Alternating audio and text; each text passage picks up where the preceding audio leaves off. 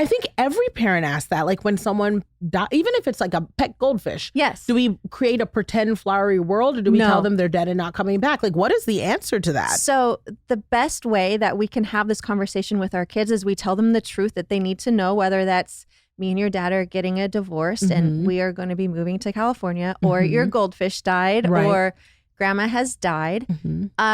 What we know is that as we relay that information based on their age, they come up with their own questions.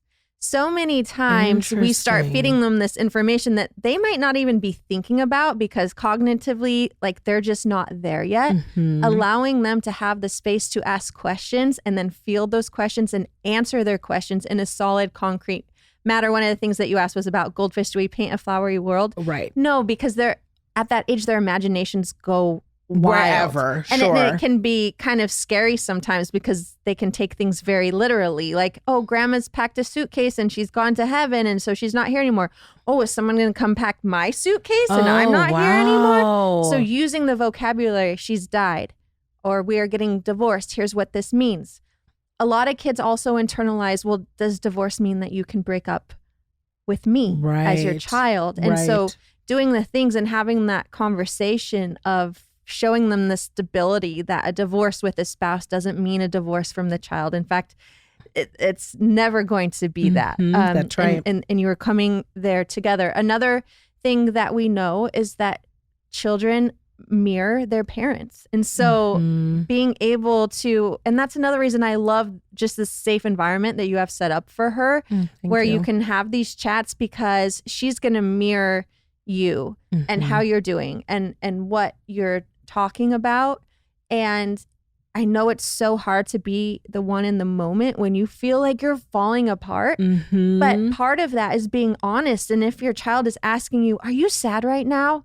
And you say no, that actually makes them start second guessing their own emotions, because intuitively they're like, but I feel you're sad. And it looks I see you're sad. I look at, okay, so this this must mean I can't trust myself.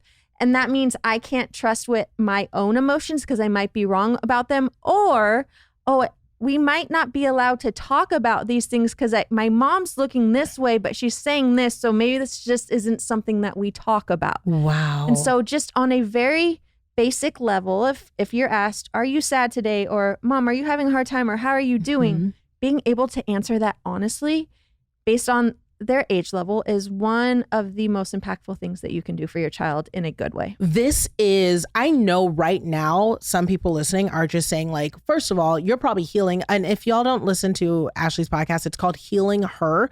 It's all of this and then some. So what you're talking about right now, I know that you're healing some people in their own childhood, because some of us grew up in those homes where we don't talk about the hard things.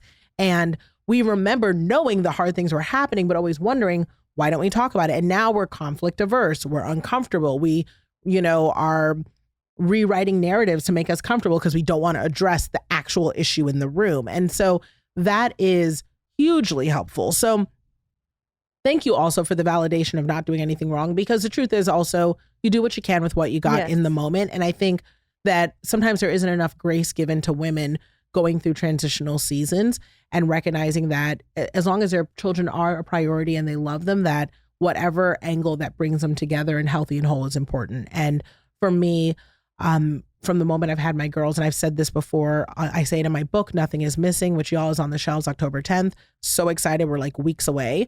But I also say this everywhere, and I've talked about it. I've always told my kids I'm never leaving. And that's been such an important part of the process of their growth.